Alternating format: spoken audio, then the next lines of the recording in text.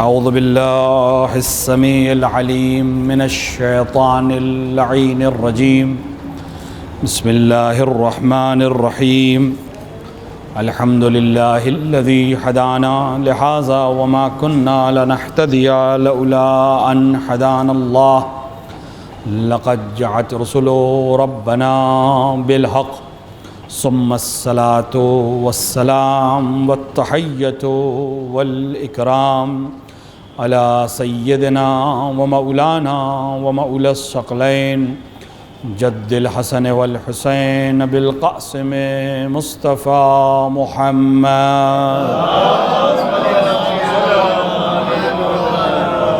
وعلى آلہ الطیبین الطاہرین المعصومین المنتخبین المظلومین لا سیما ابن عمہ غالب علی کل غالب مولانا علی ابن ابی طالب وعلى صاحب الدعوات النبویۃ والصولة الحیدریۃ والعصمة الفاطمیۃ والحلم الحسنیۃ والشجاعة الحسینیۃ والعبادة السجادیۃ والمعاصر البعقریۃ والآثار الجعفریۃ والعلوم الکاظمیۃ والحجج الرضویۃ والجود التقویۃ والنقاوة النقویۃ والحیبة العسکریۃ والغیبة الالہیۃ صاحب العصر والزمان امام الانس والجان الحجة القائم المنتظر المہدی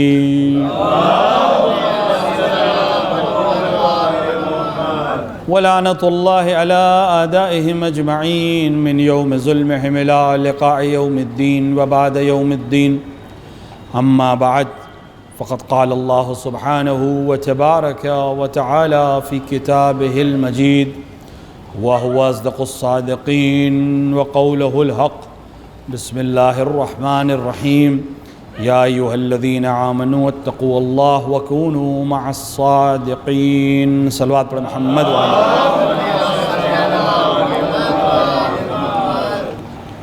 قبل اس کے کہ سایہ مبارکہ کے ذیل میں آپ حضرات سے گفتگو کروں، آپ حضرات ایک بار سورہ حمد اور 3 بار سورہ اخلاص کی تلاوت فرما کر جملہ مومنین مومنات بالخصوص مرحومہ قبر النساء عرف روشن جہاں بنت سید یعقوب حسین کی روح کو ایصال فرما دیں۔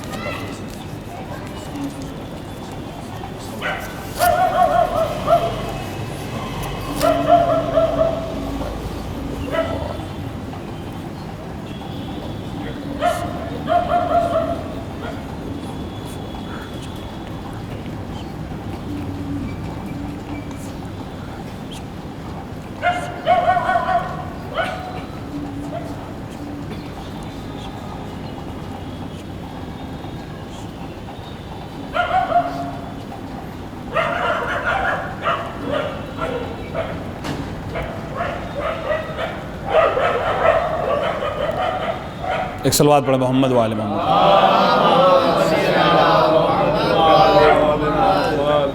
خالق کائنات اپنے آخری ہدایت نامے میں مومنین کو خطاب فرما رہا ہے اور ارشاد گرامی ہے کہ اے ایمان لانے والوں تقوی الہی اختیار کرو اور صادقین یعنی سچوں کے ساتھ ہو جاؤ۔ اس آیہ مبارکہ کے ذیل میں مسلسل آپ حضرات سے گفتگو رہتی ہے اور صادقین سے مراد جو ہستیاں ہیں ان کے ساتھ ہونے کے معنی اور مفہوم کو سمجھتے ہوئے ضروری ہے کہ ہم ان کی زندگی کے ہر پہلو پر نظر رکھیں اور ان کی زندگی کو اپنے لیے نمونہ عمل قرار دیں، کیونکہ معصوم کی زندگی ہر حال میں نمونہ عمل ہے۔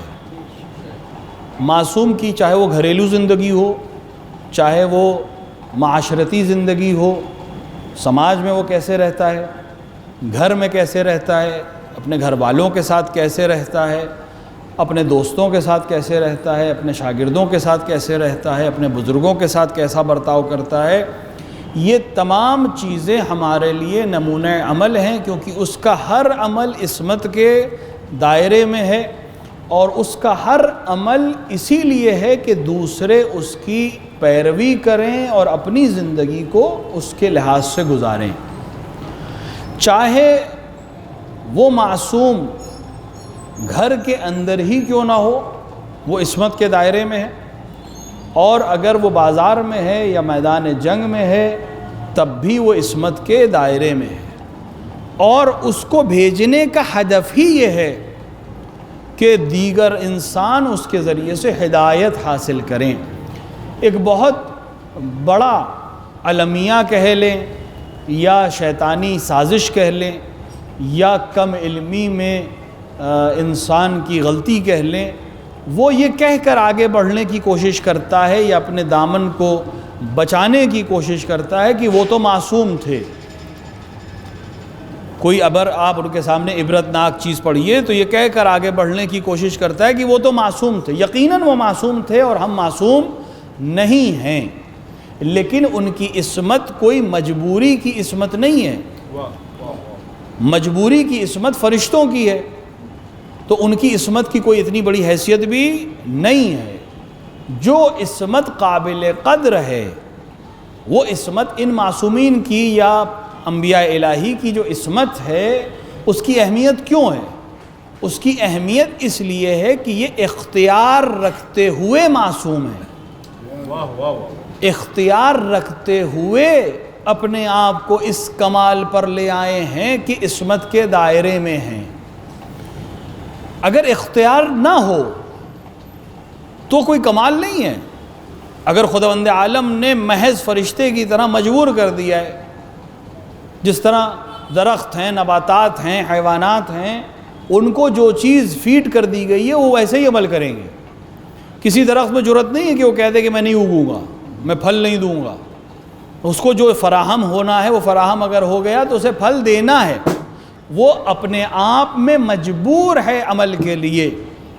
لیکن اسی طرح فرشتے بھی اپنے عمل میں مجبور ہیں، اختیار نہیں رکھتے ہیں۔ جو خداوند عالم نے کہہ دیا وہ انہیں کرنا ہی ہے۔ ان کے پاس ریزننگ نہیں ہے کہ کیوں اور کیسے اور کیوں کر۔ عقل رکھتے ہیں، ایسا نہیں کہ عقل نہیں رکھتے، لیکن اس عقل کے اوپر ایک پہرا خدا نے اجبار کا لگا رکھا ہے، لہٰذا فرشتہ کو جو حکم دیا جائے گا اسے کرنا ہی ہے۔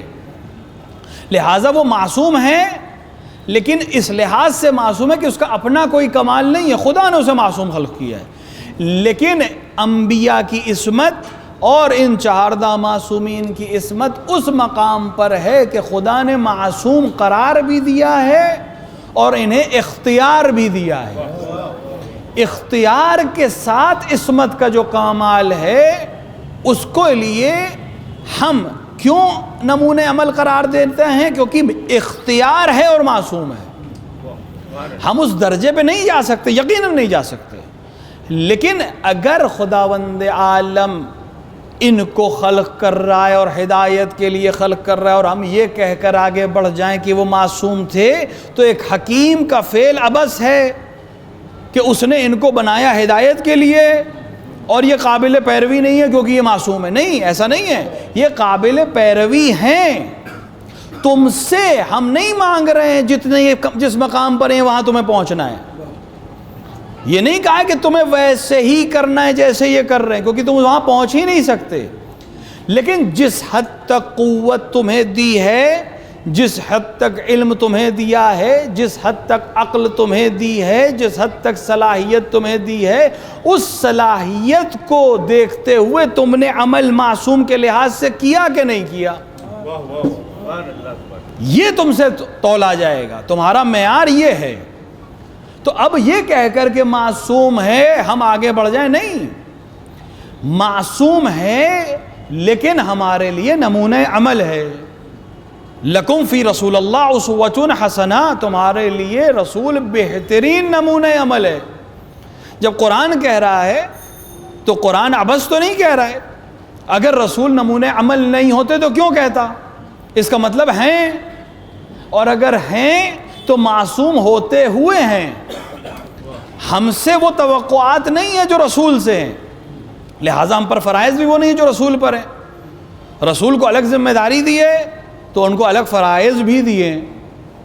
ہم کو جو فرائض دیے ان میں ہمیں رسول اور معصوم کی پیروی کرنی ہے، لہٰذا رسول کی ہر چیز قابل عمل ہے۔ لہٰذا ہر چیز پر ہماری نظر ہونی چاہیے۔ پہلے دن کی جو عنوان بحث ہے، چونکہ عنوان جنگ کا ہے اور رسول رحمت کا نمائندہ ہے، تو ظاہری طور پہ دونوں میں تضاد ہے۔ کوئی پوچھنے والا پوچھ سکتا ہے کہ ایک طرف آپ کہہ رہے ہیں رحمت للعالمین، دوسری طرف عنوان ہے اسلام کی جنگیں، تو جنگ کا رحمت سے کیا تعلق ہے؟ رحمت کا جنگ سے کیا تعلق ہے؟ رحمت جنگ کے مقابلے میں مانی جائے تو اگر کوئی رحمت ہے تو وہ جنگ نہیں کر سکتا، جو جنگ کر رہا ہے وہ رحمت کا نمائندہ نہیں ہو سکتا۔ لیکن ہمیں اس کا بھی یقین ہے کہ وہ رحمت للعالمین ہے، اور ہمیں اس کا بھی یقین ہے کہ اس نے ان جنگوں میں شرکت فرمائی ہے، تو ہمیں یہاں پر آ کر حل کرنا پڑے گا۔ کس چیز کو حل کرنا پڑے گا؟ اپنی ڈیفینیشن کو حل کرنا پڑے گا۔ ہم جنگ کو قہر سمجھ رہے ہیں، ہم جنگ کو جرم سمجھ رہے ہیں، ہم جنگ کو ظلم سمجھ رہے ہیں، جبکہ کبھی کبھی دکھنے میں سختی اصل میں رحمت ہوتی ہے۔ ضروری نہیں کہ ہر وہ چیز جو آپ کو اچھی لگے وہی رحمت ہو، بلکہ اس کا برعکس بھی ہوتا ہے۔ جو چیز رحمت ہے ممکن ہے وہ سبب زحمت بن جائے کل۔ رحمت کا سبب سمجھ رہے ہیں ہم راحت میں، رحمت اور راحت میں فرق ہے۔ ہر راحت رحمت نہیں ہے، ہر چیز جو آسان ہے وہ رحمت نہیں ہے۔ مثال دے رہے ہیں، صبح کا سونا راحت ہے؟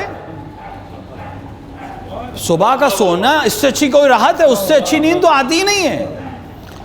لیکن اسی وقت اگر مؤذن کہہ رہا ہے اللہ اکبر، اور اللہ اکبر کہتے کہتے وہ آ کر کہہ رہا ہے حی علی خیر العمل، تو اب یہ خیر عمل رحمت ہے یا سونا رحمت ہے؟ مؤذن جب کہہ رہا ہے حی علی خیر العمل تو خیر رحمت ہے کہ نہیں ہے؟ اور بہترین عمل کی طرف تمہیں دعوت دی جا رہی ہے، تو اب لیٹے رہنا رحمت نہیں ہے، جبکہ وہ اپنے آپ میں ایک زحمت تو ہے ہی ہے۔ بستر سے نکلنا زحمت تو ہے ہی ہے، اور اس کے لیے وضو بھی کرنا ہے، یہ بھی نہیں کہ کھڑو کسی طرح بھی کر لی، نہیں وضو بھی کرنا ہے۔ حتیٰ آج اس گرمی کے موسم میں جب پانی اچھا لگنے لگتا ہے تب بھی ہم نے اپنی لائف سٹائل ایسے بنا لی ہے کہ اے سی روم میں جب آپ بیٹھے ہیں 22 کے ٹیمپریچر پہ، تو صاحب کہنے لگے بہت گرمی لکھنؤ میں ہو رہی ہے، نہیں ہمارے یہاں تو 22 ہے، تو باہر نکلے تو پتہ چلے کتنا ہے۔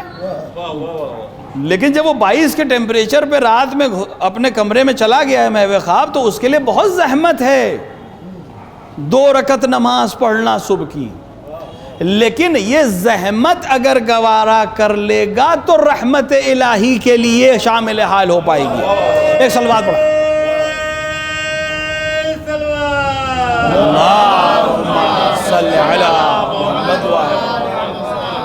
تو ہر وہ چیز جو زحمت ہے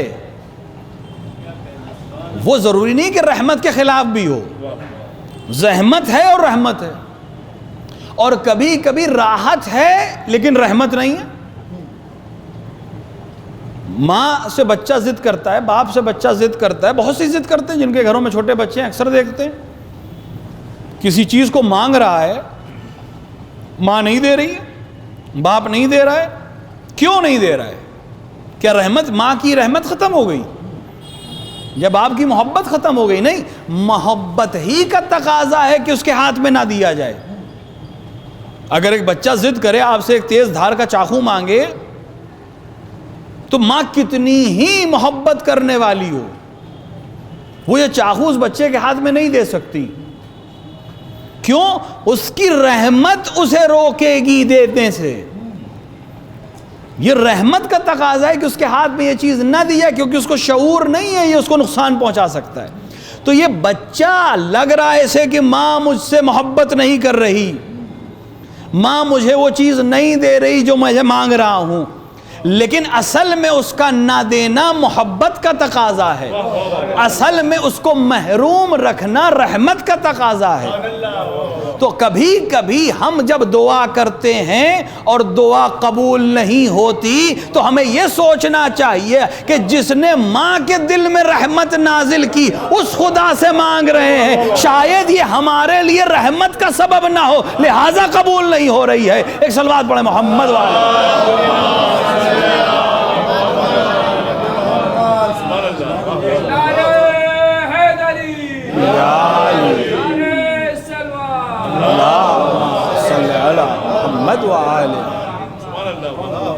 ہم کبھی کبھار واقعاً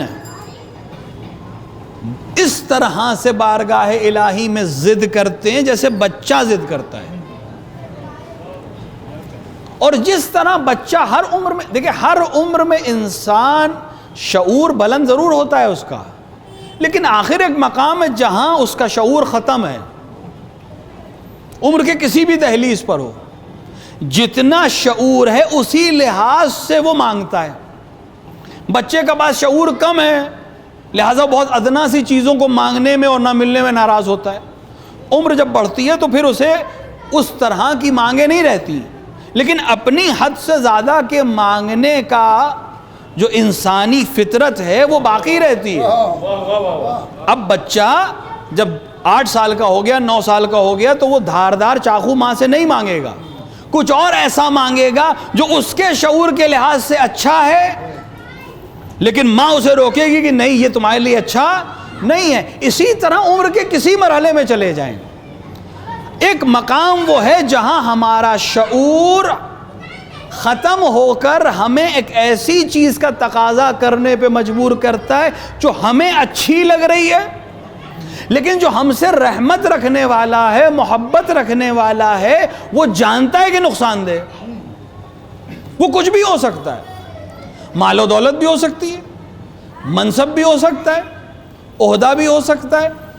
کتنے واقعات ہیں تاریخ میں، رسول کے پاس ایک شخص آیا اور اس نے رسول سے دعا کی کہ یا رسول اللہ میرے پاس پیسے نہیں ہیں، میرے لیے دعا کر دیے کہ مجھے مال حاصل ہو جائے۔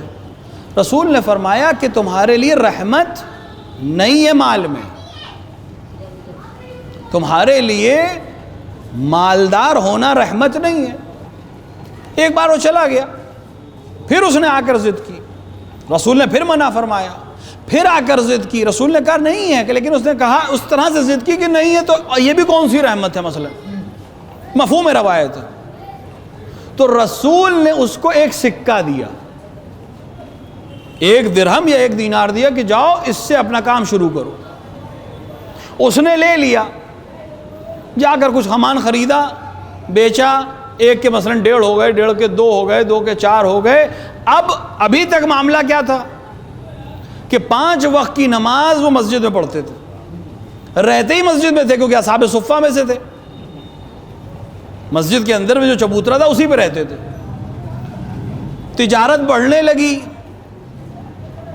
معاملات بڑھنے لگے، تو انہوں نے ایک دوسرا گھر لے لیا کہ اب گھر والا ہو گیا معاملہ، تو اب گھر سے آنا مسجد، ابھی صفہ سے ہٹ کے گھر میں چلے گئے، مسجد آنے لگے۔ کچھ دن بعد صبح آئے، مغرب میں آئے، ظہر میں غائب ہو گئے، جیسے ہمارے محلے کی مسجد میں ہوتا ہے، ظہر میں کوئی نہیں ہوتا ہے۔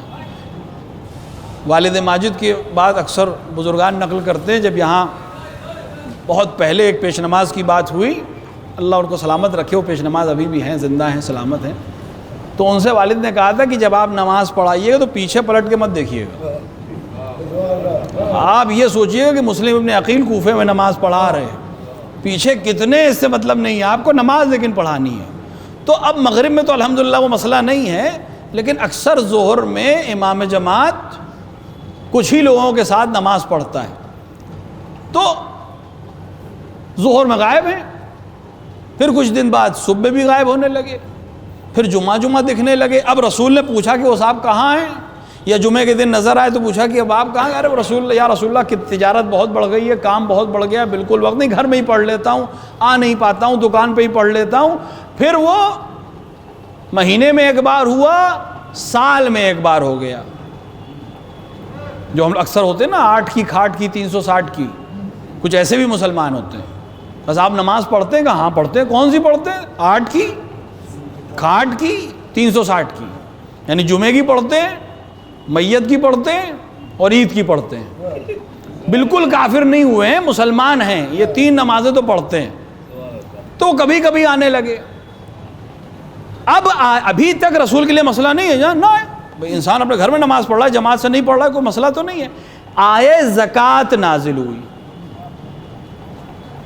کہ لوگ زکوٰۃ ادا کریں. رسول نے اپنے عامل کو بھیجا کہ اس سے زکوٰۃ لیں. اب یہاں پر بھی ایک بہت اہم مسئلہ ہے فقہی جس کی لوگ رعایت نہیں کرتے، اس کو بھی سمجھ لیں. ہمارے لیے اسوہ کون ہے؟ رسول اکرم.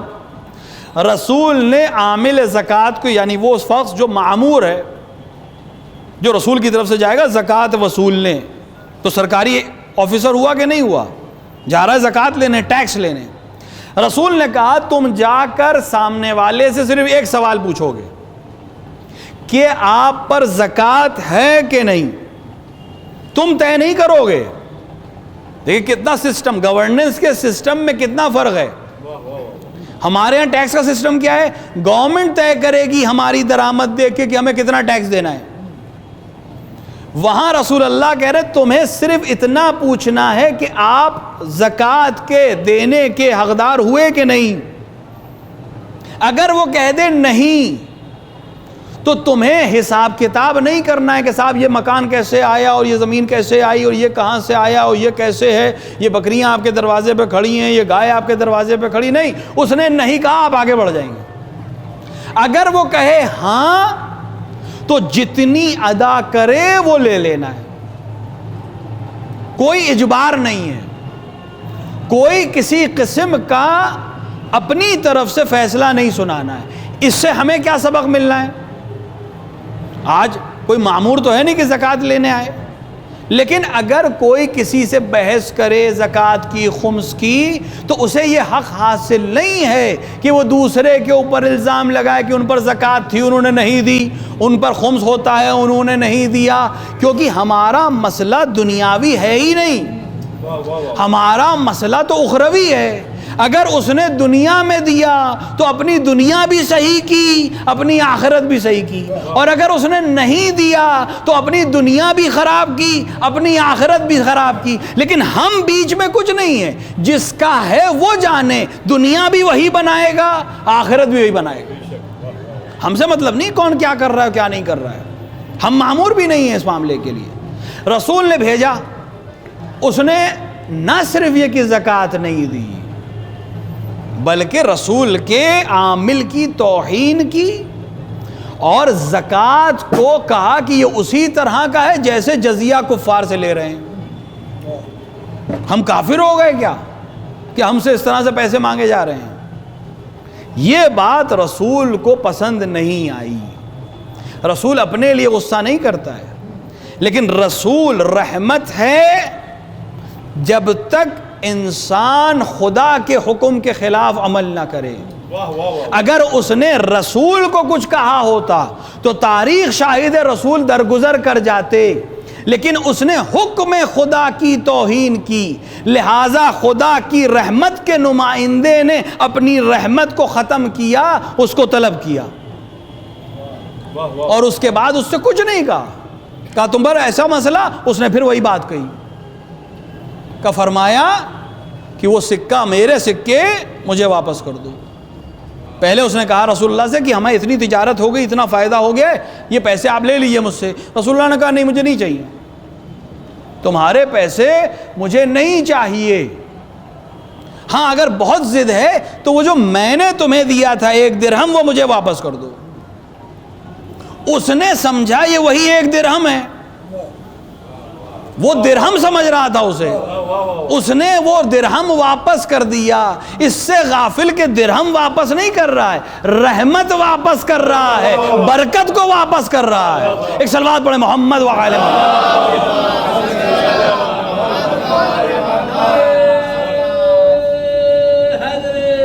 یا علی اللہم صلی علی محمد وآل محمد. اس نے رحمت کو واپس کر دیا. یہاں یہ واپس ہوا اسی رات. وہ جو برکتیں اس کی زندگی میں تیزی سے آئی تھیں وہ اسی تیزی سے رخصت ہونا شروع ہوئی. پتہ چلا وہ کھیت وہاں جل گیا, وہ کارخانہ وہاں لٹ گیا, وہ معاملات وہاں ہو گئے. اگلے دن فلاس میں آ گیا, ہماری اصطلاح میں دیوالیہ نکل گیا. سمجھ میں اس کے آ گیا, یہ سمجھ میں آ گیا اس کے کہ یہ کچھ نہ کچھ اس کا تعلق اس سکے سے ہے جو میں نے رسول کو واپس کیا تھا. اب رسول کی خدمت میں آیا اور رسول کی خدمت میں آ کر معافی تلافی کر رہا ہے, لیکن رسول نے فرمایا کہ وہ رحمت جو میں نے واپس لے لی اس کے اب تم حقدار نہیں ہو. اس تاریخ سے ہمیں یہ سبق ملتا ہے. دیکھیں قصے اس لیے نہیں ہے کہ ہم پڑھ لیں اور ختم ہو جائے بات, سبق ہے. ہم جب کسی سے طلب رحمت کریں تو پہلے اس رحمت کی قدر کو سمجھیں اور اس رحمت کو اپنے لیے زحمت کا سبب نہ بننے دیں, اور جو سبب رحمت ہے اس کے عمل کو اور اس کی بات کو قبول کریں. اور رسول کی یہ سیرت بتا رہی ہے کہ رسول رحمت ہے جو خدا کے حکم پر چلے اس کے لیے, رسول محبت کرے گا جو اللہ کے حکم کو مانے اس پر, اور جو نہیں مانے رسول اس کے لیے رحمت نہیں ہے. یہ بھی جو رحمت نہیں ہے یہ ہم نے اپنی اصطلاح میں کہہ دیا رحمت نہیں ہے, ورنہ یہ بھی رحمت ہی ہے. کیوں؟ کیونکہ اس سے جو پیسے واپس لے لیے, اس سے پیسے واپس لینے کا ایک اثر تو ہوا, مال تو چلا گیا اس کے پاس سے, لیکن تاریخ میں ملا کہ وہ دوبارہ اسی طرح مسجد آنے لگا, دوبارہ اسی طرح اصحاب صفہ کے مجمع میں بیٹھنے لگا. تو رسول نے یہاں پر بھی رحمت کو ختم نہیں کیا, کم سے کم اتنی رحمت رکھی کہ وہ دوبارہ عبادت کی زندگی گزارنے لگے. ورنہ اگر اصل چاہتے رسول تو اسے اس کے حال پر چھوڑ دیتے, وہ اپنی دنیا میں مشغول رہ جاتا, دنیا میں بھی نقصان اٹھاتا, آخرت میں بھی نقصان اٹھاتا. لیکن یہ رحمت کا نمائندہ تھا, اس نے دنیا میں سختی دے دی تاکہ آخرت بہرحال سمر جائے. ایک صلوات پڑھیں محمد وعلیہ.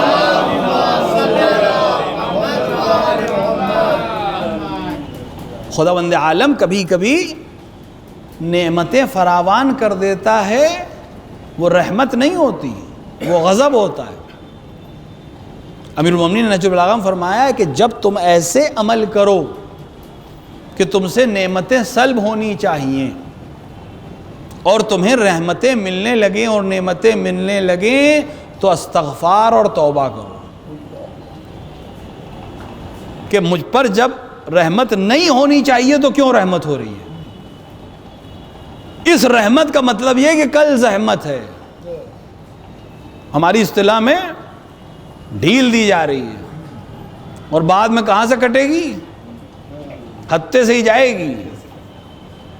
تو خدا کبھی کبھی ڈھیل دیتا ہے.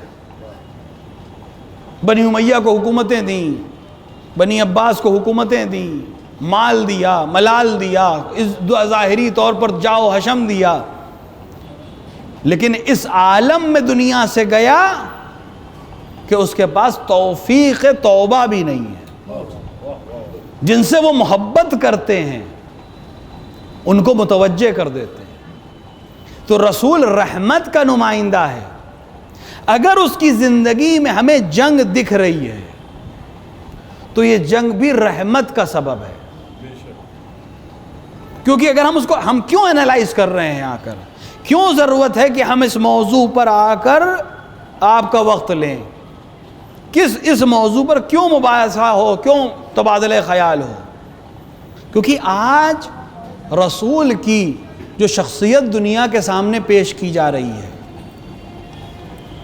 وہ شخصیت وہ لوگ پیش کر رہے ہیں جنہوں نے رسول کی معرفت حاصل نہیں کی ہے, اور وہ اپنے کردار پر مہر لگانے کے لیے یا اپنے کو بری الذمہ کرنے کے لیے اپنے عمل کو رسول کی سنت بتا کر خود کو بری کرنا چاہتے ہیں. لہٰذا رسول کے چاہنے والے کی ذمہ داری ہے کہ وہ رسول کی صحیح تصویر دنیا کے سامنے رکھے۔ اگر وہ کہتے ہیں کہ رسول نے جنگیں کی لہٰذا ہم جنگیں کر رہے ہیں، تو ضروری ہے کہ ہم دنیا کے سامنے رسول کی جنگ کا نقشہ کھینچیں کہ رسول نے یقیناً جنگ کی، لیکن وہ جنگ کیسی تھی، اور یہ جو جنگ کر رہے ہیں رسول کے نام پر یہ کیسے کر رہے ہیں۔ اگر ان کا عمل رسول سے میل نہیں کھا رہا ہے تو نام لینے سے کچھ نہیں ہوتا ہے۔ اگر عمل ویسا نہیں ہے جیسے اس کا تھا تو یہ عنوان ہے، لیکن اندر جو مفاہیم ہے اس کا رسول سے کوئی تعلق نہیں ہے۔ جنگ اگر رسول کے نام پر ہو رہی ہے تو اس کے تمام شرائط وہی ہونے چاہیے جو رسول کی جنگوں کے شرائط ہیں، اور رسول کی جنگوں کے شرائط ایسے نہیں ہے کہ لکھ دیا لیکن عمل نہیں ہو رہا ہے، جیسے آج کی جنگوں میں ہوتا ہے۔ بہت سے اصول آج بھی ہیں جنگوں میں، لیکن بہت سے لوگ ان کی رعایت نہیں کرتے، لیکن رسول کی زندگی میں نہیں ملے گا۔ جو طے کر دیا ہے جنگی اصول اس کے خلاف کوئی جا نہیں سکتا۔ پوری تاریخ میں آپ کو نہیں ملے گا کہ رسول نے اپنی جنگ میں ہرا پیڑ کاٹا ہو، رسول نے جنگ میں پانی میں زہر ملایا ہو، یا پانی کو روک دیا ہو۔ حتیٰ جنگ بدر میں کہ جہاں تعداد کم تھی لیکن کنویں پہ قبضہ تھا مسلمانوں کا، اور جہاں سے کفار پانی لے رہے تھے وہ جگہ مسلمانوں کے کنٹرول میں تھی، اور رسول کو رائے دی گئی کہ یہاں اس کو بند کر دیں اس کنویں کو، یا اس میں زہر ڈال دیں، ہمیں جنگ ہی نہیں کرنی پڑے گی۔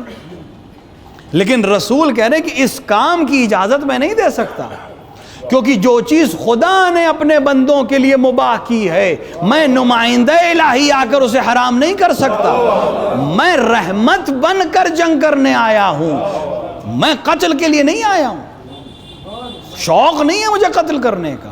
میں نے شاید مثال دی تھی، یہ جو جنگ کر رہے ہیں رسول، یہ بالکل اس سرجن کی طرح سرجری ہے جو جسم کو بچانے کے لیے کسی ایک حصے پہ نشتر لگاتا ہے تاکہ باقی حصہ محفوظ رہے۔ رسول کی یہ جنگیں عرب کو ان لوگوں سے بچانے کے لیے ہیں جو سماج کو کینسر کی طرح ختم کر سکتی تھی۔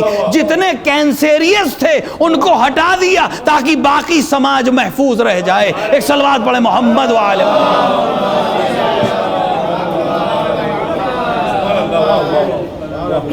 کسی سماج میں اگر کوئی ایک عنصر ایسا ہے جو پورے سماج کو خراب کر سکتا ہے، سماج میں 3 طرح کے لوگ ہوتے ہیں، ایک حق کو سمجھنے والے اور اس پر عمل کرنے والے، ایک حق کو سمجھتے ہیں لیکن اس پہ عمل نہیں کرتے، اور ایک حق کی مخالفت کرنے والے۔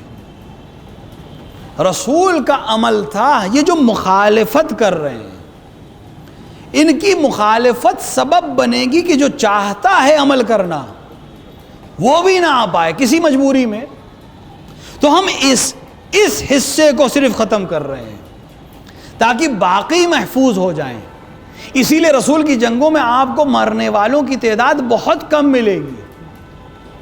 82 یا 86 جنگوں میں کل تعداد مرنے والوں کی 1500 ہے،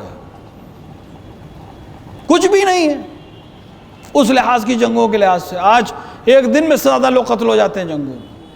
یہ بعد کی جو جنگیں بنی امیہ اور بنی عباس نے اسلام کے نام پہ کی، اس میں ایک دن میں ہزاروں انسان قتل ہوئے ہیں۔ تو رسول کا عمل بتا رہا ہے کہ جنگ میں بھی جان اتنی ہی لی گئی ہے جتنی سماج کو زندہ رکھنے کے لیے ضروری ہے۔ وَفِي الْقِصَاصِ حَيَاتٌ، قرآن میں کہا گیا قصاص میں حیات رکھی گئی ہے۔ ظاہری طور پہ قصاص سر کے بدلے سر، گردن کے بدلے گردن، آنکھ کے بدلے آنکھ، ہاتھ کے بدلے ہاتھ، لیکن اس کو اصطلاح کیا ہے؟ اس میں حیات ہے۔ کیوں حیات ہے؟ کہ جب یہ قانون نافذ ہو جائے گا، جب یہ طے ہو جائے گا کہ اگر کسی کو مارا تو تم قتل کیے جاؤ گے، کسی کو آنکھ توڑی پھوڑی تو تمہیں پھوڑا جائے گا، کسی کا ہاتھ کاٹا تو تمہارا ہاتھ کٹے گا، تو انسان عمل کرنے سے پہلے 50 بار سوچے گا کتنی زندگیاں محفوظ ہو جائیں گی صرف اس آیت کی برکت سے۔ تو رسول نے صرف ان عنصروں کو ختم کیا، ان عناصر کو ختم کیا جو سماج کی زندگی کے لیے دشواری تھے، لہذا جنگ اسی لحاظ تک کی گئی، اور یہ جنگ رحمت کے لحاظ سے کی گئی۔ ظاہر ہے کہ 6 تقریروں میں کتنی جنگوں کے اوپر بات ہو سکے گی، اور تفصیلی جنگ میں نہیں جانا ہے، کیونکہ وہ تو آپ علماء و ذاکرین سے سنا کرتے ہیں۔ یہاں سسٹم بالکل مختلف ہے، کیونکہ یہاں یہ 6-7 دن جو ہمیں مل رہے ہیں اس لیے کہ ہم انالائز کریں، فکر کریں۔ ہمیں نہ شجاعت دکھانی ہے، نہ بھگوڑوں کا پتہ بتانا ہے، وہ تو آپ الحمدللہ جانتے ہیں۔ ہمیں یہ دیکھنا یہ کیوں ہوا اور کیسے ہوا اور اس کا نتیجہ کیا نکلا، تاکہ یہ سمجھ میں آ سکے کہ شروع بھی رحمت کے لیے ہے، عمل بھی رحمت کے لیے ہے، نتیجہ بھی رحمت کے لیے ہے۔ رحمت کے علاوہ کچھ ہے ہی نہیں۔ جنگ ہے لیکن رحمت ہے، قتال ہے لیکن رحمت ہے، خون ہے لیکن رحمت ہے، اور یہ کمال صرف ایک ذات کر سکتی تھی جس کو خدا نے رحمت للعالمین بنا کر بھیجا تھا۔ ایک صلوات پڑھیں محمد وعلی۔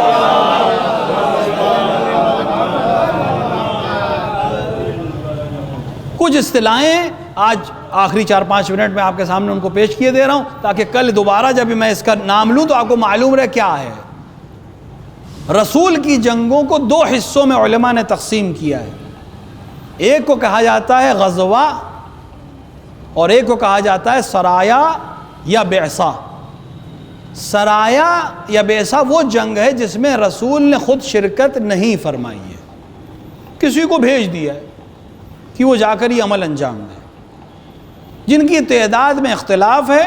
جو معتبر تعداد ہے وہ 47 یا 48 ہے، اور وہ جنگیں جس میں خود نفس نفیس پیغمبر نے شرکت فرمائی ہے ان کو کہا جاتا ہے غزوہ۔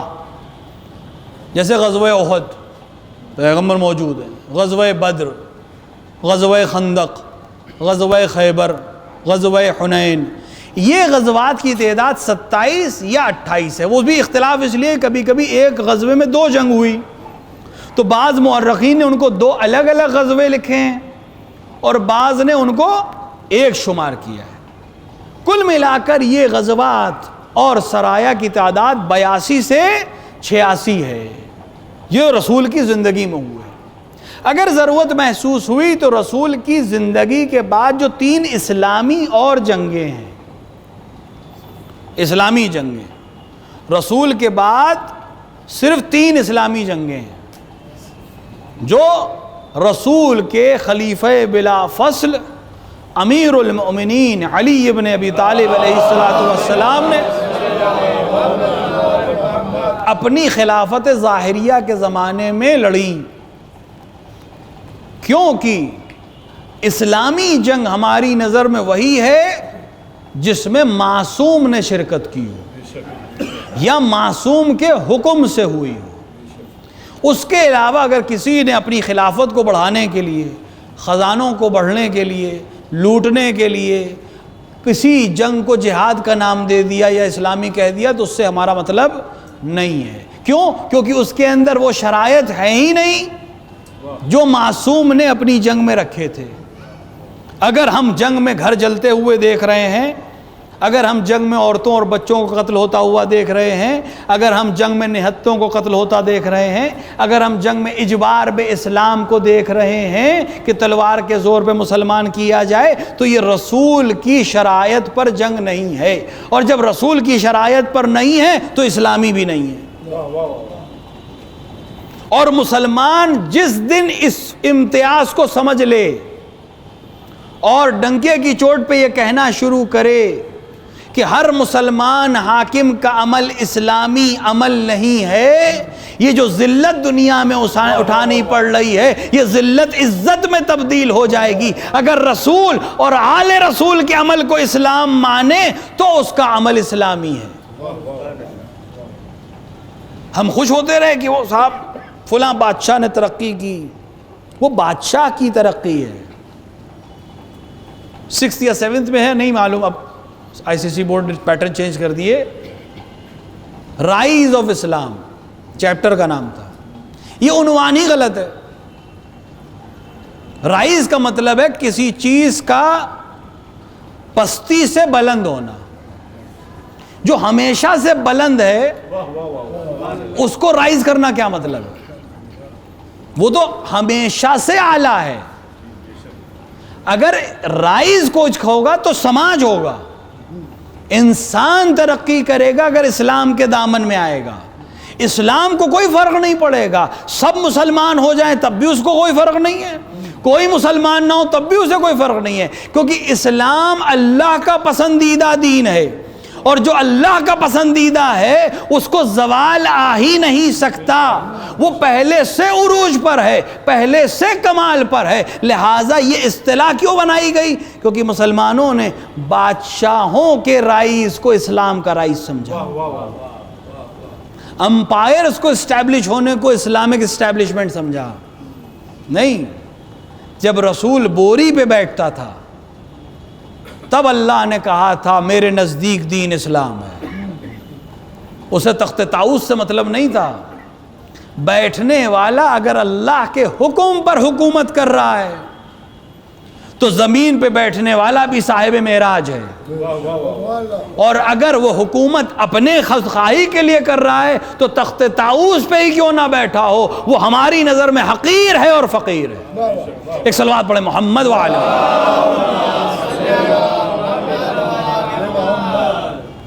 معصوم کا عمل ہمارے لیے حجت ہے. جتنی جنگیں رسول نے کی رحمت ہے، اور یہ رسول کی رحمت کی حفاظت تھی کہ وہ بی بی جو شریک حسین بن کے آئی تھی اگر وہ چاہتی تو اس پوری قوم کو بد دعا دے سکتی تھی. جس نے حسین کو قتل کیا، جس نے عباس کو قتل کیا، جس نے علی اکبر کے سنا ماری، جس نے قاسم کو پامال کیا، کیا یہ قوم عذاب کی حقدار نہیں ہے؟ جس نے سیدانیوں کو بے ردا کیا، جس نے سیدانیوں کو اسیر کیا، کیا یہ قوم بد دعا کے لائق نہیں ہے؟ لیکن وہ رحمت کے نمائندے کی نواسی تھی. اس کو جب ظالم جتانا بھی چاہ رہا ہے تو وہ جواب میں کہہ رہی ہے ما رأیت الا جمیلا، میں نے جمال الہی کے علاوہ کچھ نہیں دیکھا. اور یہ زینب کے علاوہ کوئی نہیں کہہ سکتا تھا. جس نے بھائی کے لاشے کو دیکھا ہو، جس نے اپنے لخت جگر کو خون میں ڈوبا دیکھا ہو، جس نے خود کو اسیر دیکھا ہو، زینب کے علاوہ کون تھا یہ جملہ کہہ سکتا تھا کہ ما رأیت الا جمیلا؟ اور یہ صرف زبانی جملہ نہیں تھا، عملی جملہ تھا. حسین کتنے اطمینان سے کہہ رہے تھے بہن نماز شب میں مت بھولنا. حسین کو یقین تھا،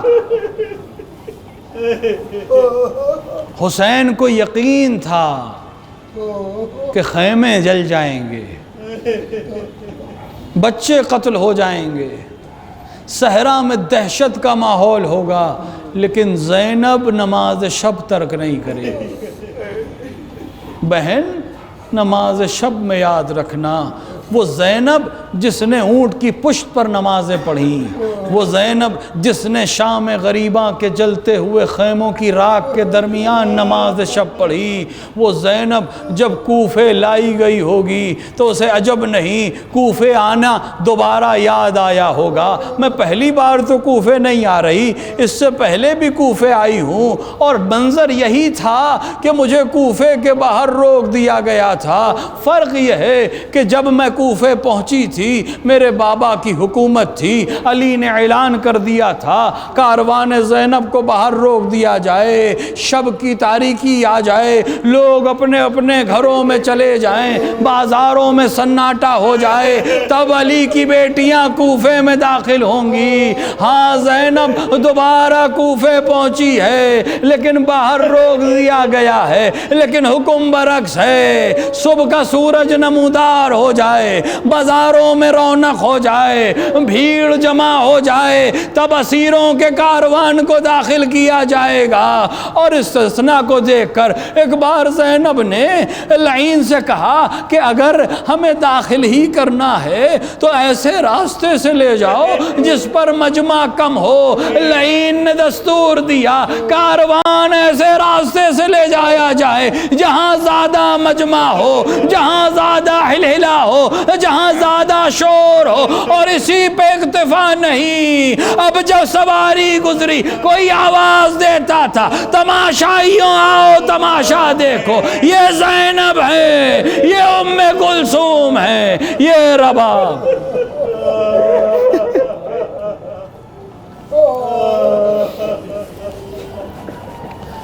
وَسَيَعْلَمُ الَّذِينَ ظَلَمُوا أَيَّ مُنْقَلِبٍ يَنْقَلِبُونَ إِنَّا لِلَّهِ وَإِنَّا إِلَيْهِ راجعون رضاً بقضائه وتسلیما لعمره۔ خدایا ہمارے اس مختصر عمل کو قبول فرما، ہمارے درمیان جو حاجت مند ہیں ان کی حاجتوں کو پورا فرما، جو بیمار انہیں شفاء کاملہ و عاجلہ عطا فرما، دنیا میں جہاں جہاں بھی شیعان حیدر کرار ہیں ان کی جان و مال و عزت و آبرو کی حفاظت فرما، علماء اعلام مراجع کرام کا سایہ ہمارے سروں پر محفوظ رکھ، خدایا اتباعت عالیات حسن عراق اور شام کی حفاظت فرما، اس زندگی میں ان کے قبور کی زیارت اور آخرت میں ان کی شفاعت سے بہرمند فرما۔ خدایا منتقم کربلا کے ظہور میں تعجیل فرما، اندر ظہور اپنے امام کو پہچاننے ان کی نصرت کرنے کی توفیق عطا فرما۔ ربنا تقبل منا انک انت السمیع الدعاء۔ آپ حضرات ایک بار سورہ حمد اور 3 بار سورہ اخلاص کی تلاوت فرما کر جملہ مومنین و مومنات بالخصوص مرحومہ قمر النساء عرف روشن جہاں بنت سید یعقوب حسین کی روح کو ایصال فرما۔